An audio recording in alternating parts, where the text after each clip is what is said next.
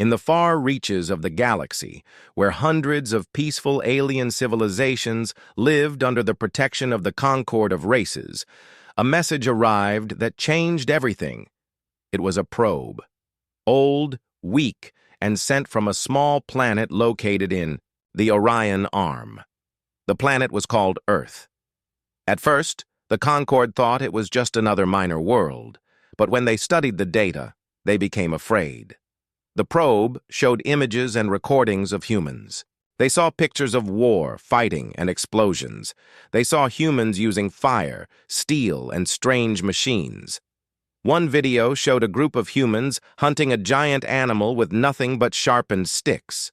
Another showed tanks rolling across battlefields. There were cities lit with fire, skies filled with smoke, and people shouting in anger. To the peaceful aliens of the Concord, it was terrifying. A special emergency meeting was called in the Hall of Voices, located on the floating world of Selmara. Species from across the stars attended. The insect-like Dreel, the glowing Silari, the wise Varn, and many more gathered in one place. The Dreel leader, Xil, stood up and spoke in a calm, serious voice. The species known as humans have demonstrated violent behavior, advanced weapon development, and extreme survival instincts.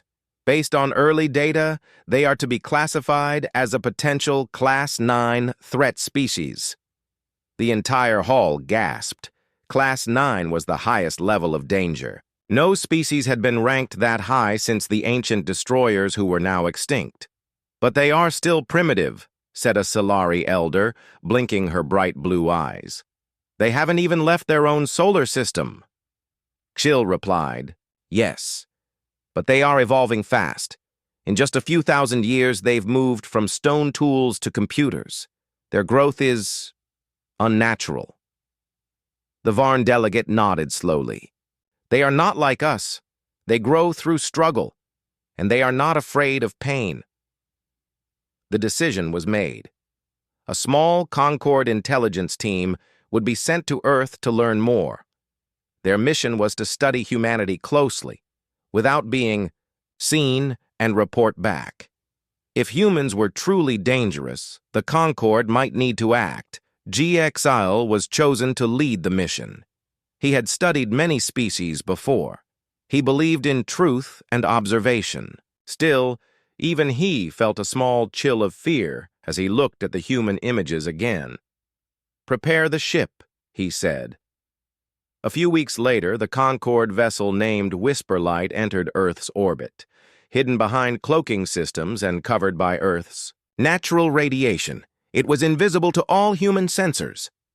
Exile and his team watched the planet below. Earth was beautiful. Blue oceans, green forests, white clouds. It looked peaceful. But the data said otherwise. They began observing. In one part of the world, humans were having a large sports event. 2 teams competed, and thousands of people cheered loudly. Are they preparing for war? Asked a nervous Dreel officer. No, Xil replied, watching carefully. They are playing. Next, they saw a group of humans helping each other during a flood. A man carried an injured dog. On his back, through water, a woman gave her only blanket to a child who was crying. These actions don't match our threat report, said one of the analysts. Why would a dangerous species care about animals and strangers? Xil frowned. There is more to this species than we thought. Still, there were other sites too. Wars in some places, machines designed for destruction, arguments between leaders, pollution in the oceans, loud music and angry voices. Earth was a world full of contrast, kindness and cruelty, peace and war, beauty and danger. Xil decided they needed direct contact, but not with a leader, not with a soldier. He wanted to speak to a regular human, someone who lived a normal life. After scanning the networks, he found someone. Her name was Emma Carter. She lived in a quiet town. She worked as a librarian. She spent her time reading books, helping children with their homework, and feeding stray cats behind the building. She was smart, kind, and didn't seem dangerous at all. Exil used a holographic disguise to make himself look like a human man. He walked into the library one rainy morning. "Hello?" he said awkwardly. "I'm new in town. I heard this place has many books." Emma smiled warmly. "Yes, it does. You're welcome to look around. Do you like science fiction?" Jekyll blinked. "Science? Fiction?" She handed him a book. It was about aliens meeting humans for the first time. Exile read the back cover and almost laughed. In the story, the aliens were afraid of humans, but the humans were brave and kind. It was strange, and yet familiar. Emma made tea and sat with him. They talked. She told him about human stories, emotions, dreams. She laughed, cried, and shared her thoughts like it was the most natural thing. Exile was shocked. Everything he had seen in the Concord reports seemed incomplete now. The humans were more than just their wars. They had art, love, curiosity. But before he could learn more, a disaster struck. One of the Concord drones that was watching Earth malfunctioned. It fell through the clouds and landed in a forest. A group of hikers saw it. They called the police. The government recovered the drone before the Concord could retrieve it. Earth's military leaders studied the strange object. It wasn't from any nation on Earth. It was alien. Panic started to grow. Secret meetings were held. Questions were asked. Are we being watched? Are we in danger? Project SHIELD was born in secret, a human defense project to prepare for the unknown. Back on the Whisper Light, Geeksil watched the news reports. "They found our drone," said his officer. "They are preparing." Geeksil looked out the window at Earth. "They are intelligent, fast, curious, and now they know." He turned to his team. "We may have made a mistake." Until that moment, humans had no clear proof that aliens existed. They had stories, dreams, and secret theories, but nothing real. Now they had a machine, a strange, silent drone made from materials unknown to Earth. It had no bolts, no markings, no clear power source. It was nothing like any human technology. Earth's top scientists worked quietly under a new project. Project SHIELD. In a deep underground base, experts from every major country came together. They knew they had to act fast, because if aliens were watching, they might not be friendly. At the same time, Geeksil and his team watched from orbit. They had lost their drone, and that meant their mission was now in danger. "They've recovered." "The device," said one of the drill officers, staring at the screen. "They're already trying to understand it." Xil stood silent. "We didn't expect them to move this quickly." "Should we retreat?" Xil shook his head. "No. We need more data. One accident should not end this mission." His mind, however, was still filled with thoughts of Emma Carter, the human librarian he had spoken with in his disguise. Her kindness, curiosity, and simple wisdom had affected him deeply. "I will speak to her again," Xil decided, "but carefully." Down on Earth, Emma was closing the library when the man from last week returned. "Back already?" she asked with a smile. "Yes," Xil said, adjusting his human disguise. "I found the story you gave me very surprising." "Did you like it?" "I think it told the truth in a strange way." Emma laughed. "That's the beauty of stories. Sometimes fiction tells more truth than facts." They sat again, drinking tea. Emma told him about Earth's history, wars, peace, dreams, failures. Geeksil listened carefully. He had studied humanity from the sky, but now he was learning from the heart. "Humans are dangerous," Emma said softly. "But not because we enjoy hurting. It's because we never stop fighting for what we love." That sentence stayed with him. Back at Project SHIELD, scientists made progress. They connected the drone's memory core to a computer and unlocked basic data. The drone had recorded many things: images from orbit, patterns of Earth communication signals, and audio logs. Among the logs was a voice, Gixil's voice, speaking Drill language. "It's alive?"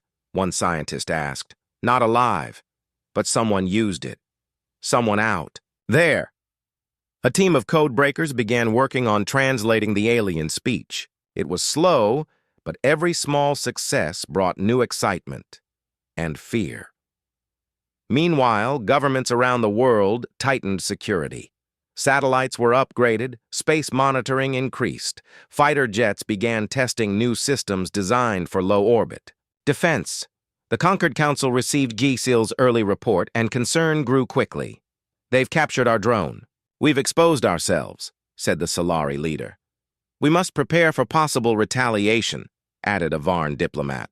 But others were more cautious. "The humans have not attacked. They are studying, learning.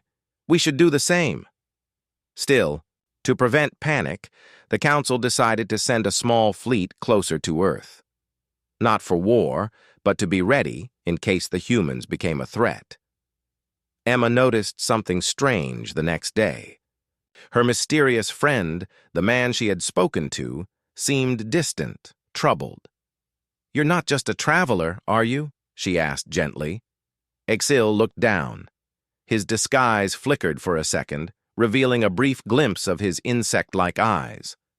Emma stepped back in shock but didn't scream. "You're not from here."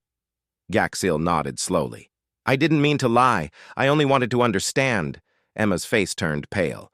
"You're an alien?" "Yes, but I am not here to harm anyone. I came to learn about your species, to tell the conquered that you are more than just warriors." Emma sat down, breathing hard. "Why me?" "Because you listen. You speak of kindness and pain. You show the truth. You helped me see that humans are not monsters." Emma stared at him. "Does your council think we are dangerous?" "They do. They saw your wars, your history, your weapons. They fear you." "But they never met us," Emma said quietly. "They never saw what we truly are." "That is why I need your help," Jill said. "I must send a new report, one that tells the whole truth." At that moment, alarms rang. Inside the Project Shield base, one of the outer defense satellites had picked up something. Movement in space. Not just one ship, a fleet. The Concorde fleet had entered the outer solar system. Though they kept their weapons powered down, their presence was clear. Large, silent ships hovering far beyond the moon. "Are they attacking?" someone asked. "Not yet. But they're watching us." Project Shield activated all emergency protocols. Earth's leaders went into lockdown. The skies above Earth filled with silent tension. The Cold Watch had begun. Emma and Geeksil sat in the quiet library, unaware of the exact moment the fleet had arrived. But Geeksil felt it. "They're here," he whispered. "The Conquered has come." Emma stood up. "You need to tell them the truth now, before someone panics and starts a war." "I will," Xill promised. But things moved faster than expected. The Concorde's cloaking ships had been hiding well, but not well enough. A human tracking station in Alaska caught a brief signal from one, then another.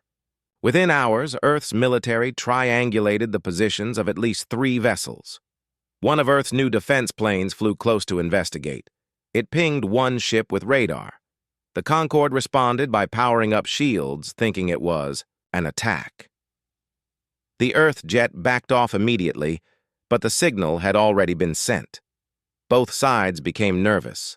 One wrong move, one miscommunication, and there could be fire in the sky. Exil rushed back to the whisper light. "I need to send a direct message to the Conquered Council." His officers hesitated. "They may not listen." "They must," Xill said. "If we don't act now, we may cause the very thing we fear." He sent the message, a report filled with human music, stories, video of rescue workers, artists, scientists, teachers. He added his conversation with Emma, translated for the council, and finally, he ended with a simple sentence. They are not terrifying because they destroy. They are terrifying because they choose not to. For thousands of years, humans had looked up at the stars and wondered if they were alone. Now, they knew the answer. Earth was being watched. And those watchers, the concord of races, were far more advanced. But humans were not afraid. They were curious. They were ready. Project SHIELD expanded quickly. Scientists, engineers, and military experts from all over the world worked together in secret. Using the crashed drone's technology, they created new machines. Satellites were upgraded. Communication networks were made faster. Defense systems were placed in orbit. For the first time in history, the nations of Earth were united under one purpose, not war, but survival and understanding. At the center of Project SHIELD stood General Avery, a calm and thoughtful leader. He believed that Earth should not act in fear, but in strength. He wanted peace, but he also prepared for the worst. The unknown does not mean enemy, he told his team, but we will be ready either way. Meanwhile, Xil's report reached the Concord Council. His message was bold. It didn't show weapons or danger. It showed art, compassion, and humanity's heart. It showed Emma reading stories to children. It showed a firefighter pulling a stranger from a burning building. It showed doctors, musicians, volunteers, and scientists. The council was divided. Some members were moved. They saw beauty in the human's strength and kindness. Others remained afraid. They are unpredictable, one Silari elder said. They can show love one moment and start a war the next. But they learn, said the Varn, and they change faster than any other race we have seen. To understand better, the council approved a cautious plan. They would send a peaceful ambassadorship to Earth. No weapons, no armies, just communication. If the humans responded with violence, the rest of the fleet would be ready. The ambassadorship Starwind entered Earth's orbit. It was large, round, and silver like a pearl in the sky. It sent a signal, simple and clear, using the drone's modified code. We come in peace. We wish to talk. Project SHIELD picked up the message instantly. General Avery stood in front of the giant screen. They've made contact, he said.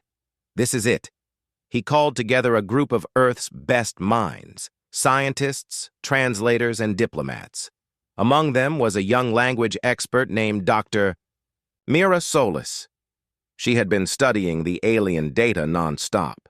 Now, she was asked to become the first human to speak to the Concord. The first conversation between Earth and the Concord was simple, but powerful. Dr. Mira sat in a secure room while the Starwind hovered above. Through a translator device, she spoke into a microphone. This is Earth. We are listening, a voice replied, calm and smooth. This is the Concord of Races. We observe your world. We seek understanding. Why did you watch us in secret? Mira asked. We feared your strength. Your history is filled with conflict. But we also saw kindness. We did not know which was true. Mira replied gently, both are true.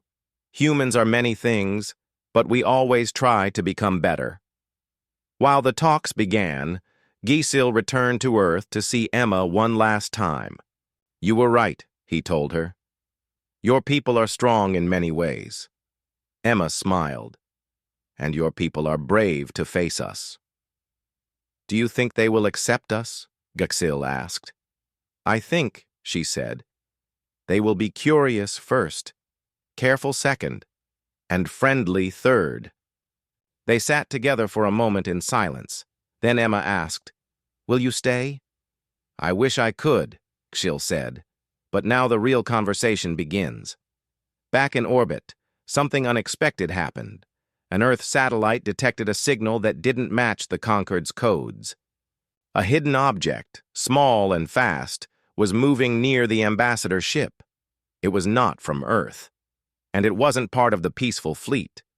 Project SHIELD tracked it and realized it was a rogue vessel, a splinter group from the Concorde, those who believed humans were too dangerous to be allowed to live. "They're planning to attack their own ambassador ship," Mira realized in horror, "to make it look like we did it." If the attack succeeded, the Concorde would think Earth had fired first, and war would begin. General Avery acted fast. He gave the order to intercept the rogue vessel, a stealth drone, Earth's newest technology, launched from orbit. It flew silently, fast, and with great precision. It reached the rogue ship in seconds. Instead of destroying it, the drone hacked into its systems and shut it down completely. The alien ship drifted, powerless, into the gravity field of the moon. The Concorde watched all this happen. They saw how humans had detected the threat, responded quickly, and most importantly, they had not used deadly force. They had saved the ambassador ship. Even though it was alien, Giexil stood before the council again. "Now do you see?" he asked. "They are strong, yes, but they also protect, even when they are afraid." The Solari elder, once fearful, lowered her eyes. "Perhaps we were wrong," the Varn leader said. "They do not act like destroyers, they act like guardians." The Concorde sent a final message to Earth. "We thank you. Let us walk together, not in fear but in learning." The humans replied, "You watched us. Now let us watch the stars together." A small step, but it changed everything. For the first time, humanity was not alone, and the galaxy realized the truth. The most terrifying species was not one that destroyed. It was the one that chose not to, when it easily could. After the tense peace was formed, the galaxy watched carefully. Earth was no longer a secret. The Concorde fleet remained close, ready, but hoping for peace. But not everyone in the Concorde wanted peace. A group called the Shadow Fangs believed humans were too dangerous to trust. They were a secretive faction, skilled in sabotage and war. They wanted to start a war that would destroy Earth before humans could grow stronger. The Shadow Fangs planned their attack carefully. Their target was Earth's new orbital station, a large space hub that served as a symbol of Earth's growing power. Destroying it would send a message. But the Shadow Fangs did not expect one thing.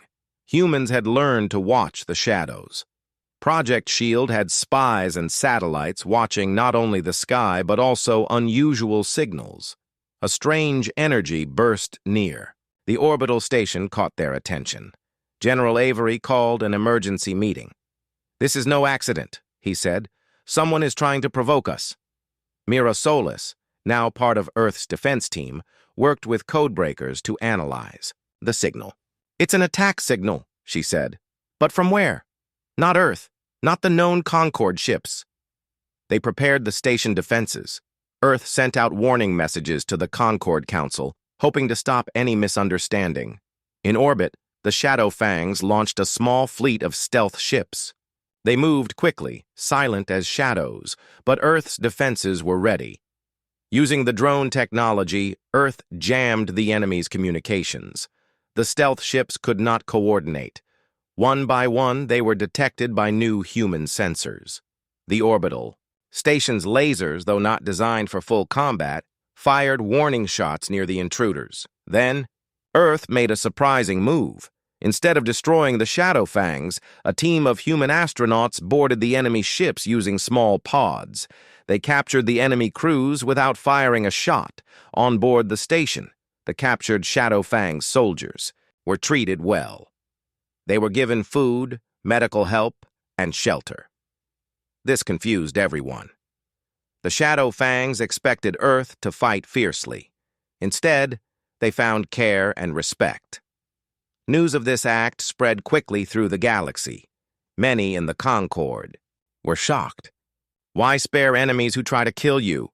asked one leader. Exil smiled and said, "Because humans are not only warriors, they are also healers. They understand that today's enemy can be tomorrow's friend." Emma Carter, now working with Earth's Peace Council, added, This is the strength of humanity, not to win by destruction, but to win by compassion. The Shadow Fangs themselves were changed.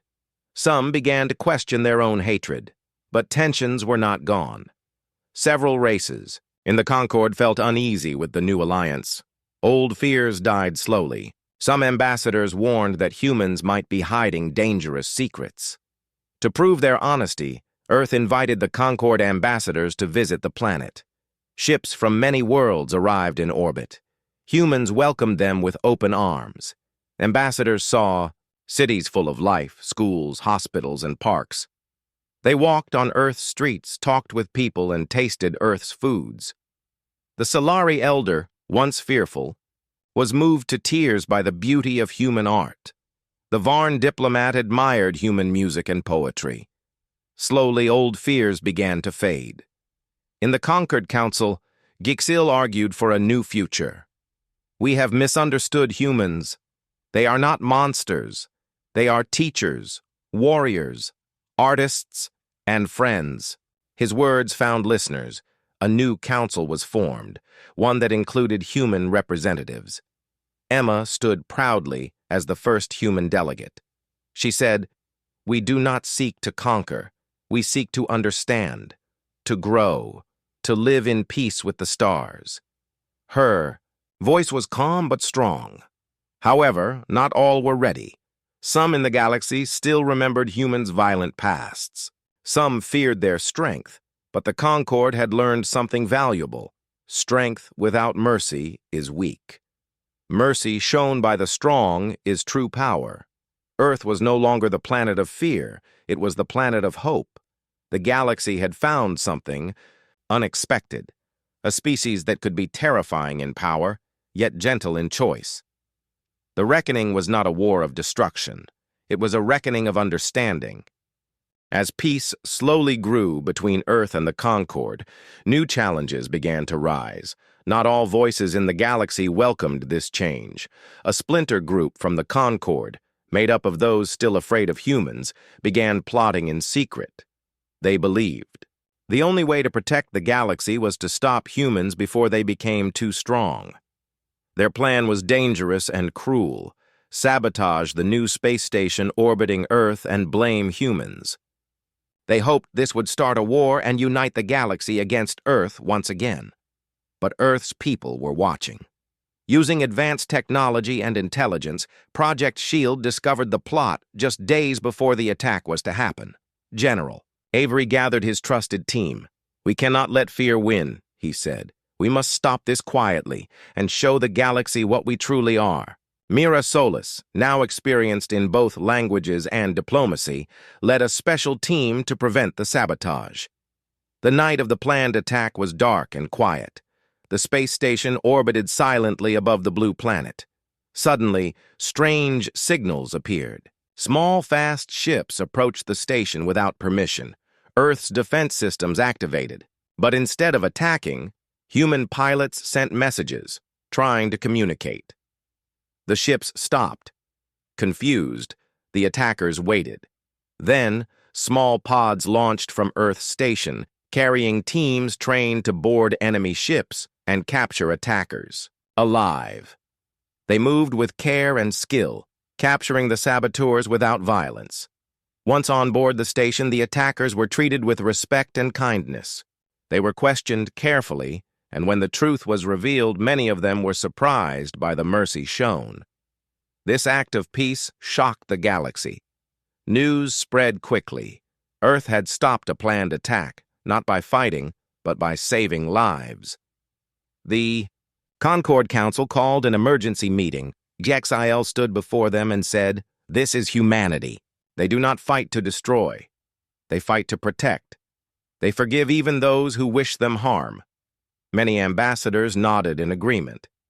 The Solari elder said, "I have seen much in my years, but this mercy is rare." The Varn leader smiled.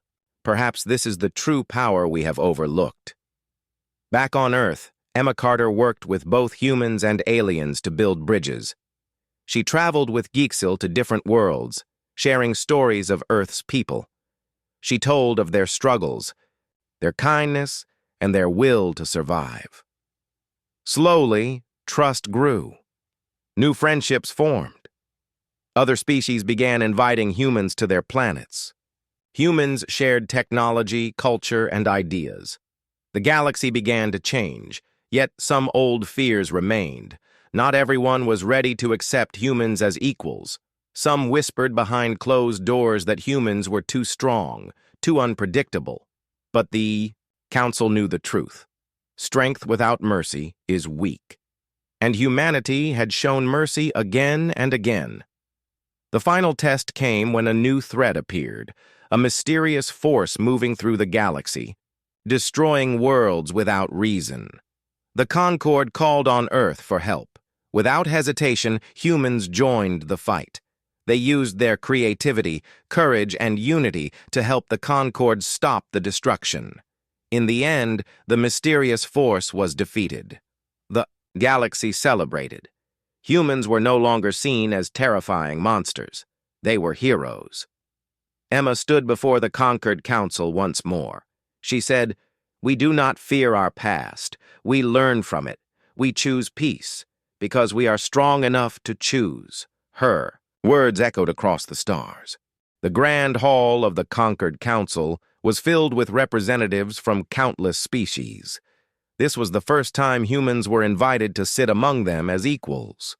The air buzzed with anticipation and cautious hope. Emma Carter stood tall among the delegates, her heart steady but full of pride. Beside her was Xil, the Dreel who had once feared humans but now stood as their strongest supporter. The chair of the council, an ancient Solari elder named Thalan, called the meeting to order. "Today," Thalan began, "we face a truth that many have struggled to accept. The species once feared as the galaxy's most terrifying has shown us a new path." Emma stepped forward. Her voice was calm but strong. "We humans have been judged by our past, by wars and conflicts you have seen from afar. But you have not seen the whole story. You have not seen our love, our hope, our desire for peace." She paused, looking around the room.